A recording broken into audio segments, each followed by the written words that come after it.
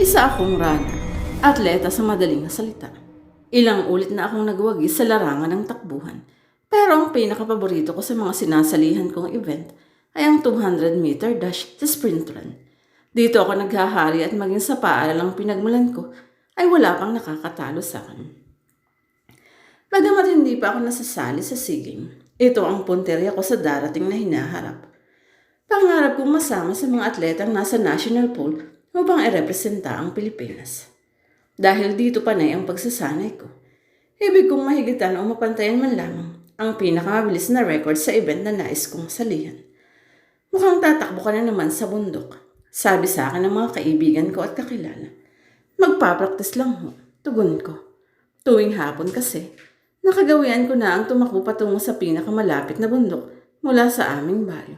Pampatibay kasi ito ng tuhod at resistensya. Sa aking pag-uwi, dumadaan ako sa bahay ng aking nililigawan. Ikaw pala, Eduardo. Bati sa akin ng ama ni Telma. Tuloy ka. Salamat ho, Mang Goyong. Pag-akyat ko sa kanilang bahay, inabutan ko sa sala si Telma na may kausap na isa rin niyang manliligaw. Si Melvin. Umupo ka, Ed. Alok ni Telma sa akin. Umupo naman ako sa bakanteng silya. Di ka layuan sa kanila. Mukhang may pinaghahandaan kang laban. Baling sa akin ni Melvin habang nakangiti. Wala pa naman. Kaya lang ibig kong laging nasa kondisyon ng aking katawan kahit malayo pa ang provincial meet na gagawin sa palarong pambansa. Baka naman palamunin ka lang ng alikabok ng mga kalaban mo. May panunayang sabi ni Melvin. Nainis ako sa narinig ko, kaya matalim na sulyap ang ipinukol ko sa kanya. Kung kasing lampa mo siguro ako, ganun nga ang mangyayari. Buwelta kong tugon. Halatang nagpantinding ang tenga ni Melvin. Pero sa halip na sagutin pa ako, nagpaalam na ito kay Telma na nakita kong tila nagkaroon ng pangamba sa pagpapalitan namin ng salita ng isa niyang manliligaw. Pagkalis ni Melvin, saka sinabi ni Telma ang kanyang saloobin. Akala ko ay mag-aaway kayo dito ni Melvin. Anito, hindi naman siguro aabot sa ganun. Kontrolado ko naman ang sarili ko, kaya lang ay medyo naasar ako sa una niyang pananalita sa akin. Huwag mo lang pansinin iyon. Halatado namang naiinggit lang siya sa'yo. Alam kong mas may simpatya sa akin si Telma kaysa sa kay Melvin. Bagamat hindi pa nga lang niya sinasagot ang iniluluhog ko sa kanya. Ito ang labis na nagpapalakas ng aking loob. Sino ba ang pinakamalakas mong makakalaban sa darating na palaro? Tanong sa akin ni Telma. Iyong taga-NCR siguro. Mas preparado kasi sila at scientific ang kanilang training. Hindi katulad ng conventional lamang ang ginagawa kong pagsasanay. Ang alam ko bago ka umentra sa event na sinasalihan mo, may intensyon na rin sana si Melvin na tumakbo. Yung payat na yon, baka mahipan lang siya ng hangin at matumba na siya. May halong panlalait na nasabi ko. Huwag mo namang husgahan ang kakayahan noong tao. Sansala agad sa akin ni Telma. Baka naman may ibubuga lang talaga sa takbuhan. Bakit hindi siya sumali para makalaban ko? Bakit nang malaman niya magpapraktis ako, ay nag-back out siya? Aaminin ko, mayroon akong konting kayabangan. Hindi ko kasi napigil ang sarili kong maghambog kung minsan. Sa ugali kong ito ay nagkaroon tuloy ako ng kaaway o kasamaan ng loob. Minsan nagsasanay na naman ako sa pagtakbo nang makita ko si Melvin na nakashort din at nagja-jogging.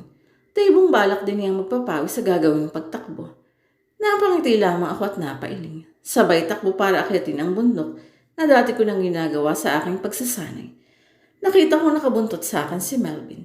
Tinulinan ko ang takbo. Inakala kong naiwanan ko na siya ng milya-milya, pero nakita kong nasa buntot ko lamang siya. May ibubuga din palang mokong na ito. Naisa loob ko. Nang magpahinga ako at magkalapit kami, nagkaroon ako ng pagkakataong kausapin siya. Mukhang may pinaghahandaan ka rin, Melvin, sabi ko. Napangiti lamang siya sa akin. Pagkatapos ay tumakbo na ulit palayo. Dinig ko ang iniwan niyang sagot sa tinatanong ko. Ikaw. Nang dumating ang hinihintay kong palarong pambansa, sa pakiramdam ko sa aking sarili ay magwawagi ako. Inaasahan ko magbubunga ng mabuti ang lagi kong pag-iensayo. Hindi naman ako nabigo. Isa-isa kong tinalo ang paborito kong event ang mga katunggali ko hanggang makaharap ko ang runner ng NCR na alam kong nasa national pool na para makabilang sa SEA Games. Pagkakataon naman nang magpakitang gilas si Eduardo, sabi sa akin ng aking training coach. Who knows, baka maispatan ka na mas may potential kaysa sa manok nila. Ikaw ang ipalit sa kanya. Iyon nga ho ang target ko, coach. Kumpiyansa kong tugon. Pinagbuti ko nga ang aking performance at laking gulat ko sa naging resulta. Na-break mo ang national record, Eduardo. Congratulations! Masayang bati sa akin ang coach ko. Talaga, coach? Hindi alos ako makapaniwala. Nakalamang ka ng isang segundo at tiyak na magiging passes mo na ito para matupad ang pangarap mo. May pasabi na nga sa akin ang training director ng track and field na isasama ang pangalan mo sa listahan ng baguhang mananakbo na sasanayin. Malamang na ilahok muna kayo sa isang international competition. Para akong nasa alapaap sa labis na tuwa. Tiyak na may maipagyayabang na naman ako kay Telma sa pagkikita namin. Subalit hindi ko pa nadadalaw si Telma.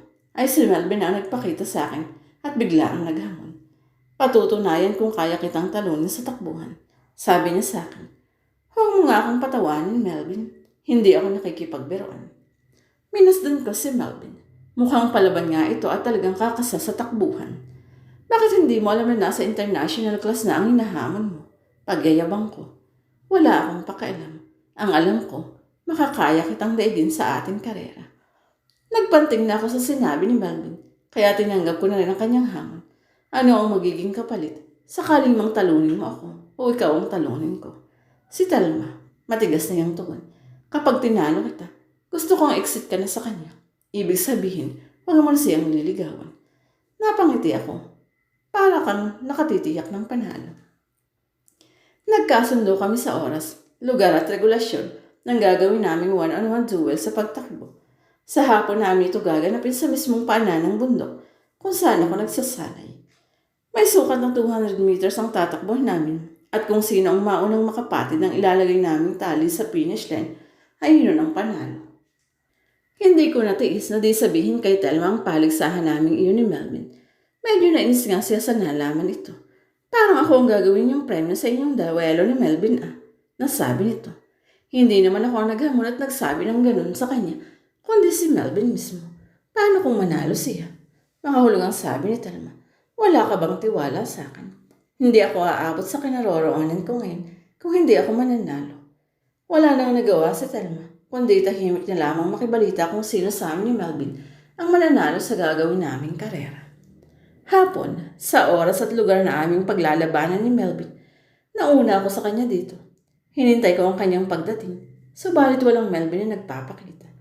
Naisip ko tuloy na baka ginugoyo lamang niya ako at hindi totoo ang lalabanan niya ako ng karera. Mukhang naisahan ako ng loko. Naisa loob ko. Palis na sana ako sa lugar na iyon nang biglang may tumawag sa akin. Paglingon ko, nakita ko si Melvin na nakasuot ng shorts at sando. Sa tipo ay handang-handa na nga ito. Akala ko ay hindi ka na darating. Sabi ko sa kanya. Hindi siya kumibo. Basta pumesto na lamang siya kung saan araw nang ilagay namin starting line. Sumunod ako sa kanya. Pumesto na rin. Usapan namin ako magsasabi ng bilang para maging hudyat ng aming karera. Bumilang ako. Sa ikatlo, bigla kaming sumibad ng takbo. Alam kong kahit paano ay may ibubuga din si Melvin. Napatunayan ko na ito pero alam kong hindi niya ako mahihigitan o matatalo. Nauuna ako. Kasunod ko siya. Parang isang international competition na rin ang sinalihan ko dahil ibinuhos ko lahat ang aking bilis at lakas sa pagtakbo. Nasa kalahatian na kami ng 200 meters nang makita ko si Melvin na parang may ibinala ng kanyon sa hangin. Nilagpasan niya ako at naunahan. Itinodo ko ang aking bilis pero di ko siya abutan. Ano ba't nang mapagmasdan ko ang paa ni Melvin ay tila hindi yata sumasayad sa lupa. Tama ang sapantaha ko.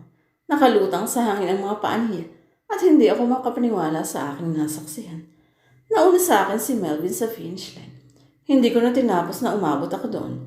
Nahihiya ako sa aking sarili na napayuko na lamang sabay talikod sa kanya. Ayokong marinig ang kanyang sasabihing pang-insulto sa akin, ang kanyang panunuya at pagtawa. Sa isip ko, lalaki akong tutupad sa aming kasunduan. Hindi na ako makikipagkita kay Telma at pauubaya ako sa kanyang panliligaw dito. Malungkot ako pagdating ng bahay. Napo na rin lang tamilmil ako sa pagkain ng hapunan. Siguro nabalitaan mo na kaya wala kang gana. Sabi sa akin, inay. Biglaan naman kasi ang nangyari. Nagtaka ko sa ibig sabihin na inay. Anong nabalitaan? Tugon ko. Si Melvin na naging kaklase mo sa high school. Bakit ho? Namatay na pala. Na-aksidente daw kaninang umaga sa sinasaklang jeep patungong bayan. Muntik na akong masamid at mabilaukan sa aking narinig. Sa burol ni Melvin, kinakilabutan ako habang minamasdan ko ang kanyang labi sa kabaong. Totoo ngang patay na siya, pero sino ang nakalaban ko sa karera ng takbuhan noong hapon? Ngayong umaga pa pala idineklarang dead on arrival siya sa ospital na pinagdalhan sa kanya. Multo o kaluluwa ni Melvin, ayoko nang isipin. Maging kay Telma, ay hindi ko na sinabi ang mahiwagang nangyari sa akin. Patay na si Melvin at wala na kaming dapat paghidwaan. Tahimik na siya at iginagalang ko ang kanyang pamamaalam. Bago ako umalis sa tabi ng kabaong na kinaroroonan ng labi ni Melvin, pabulong kong sinabi sa kanya, saludo ako sa iyo, Melvin. Tinalo mo ako. Kahit mayroon tayong rivalry, kaibigan pa rin ang turing ko sa iyo. Paalam siya.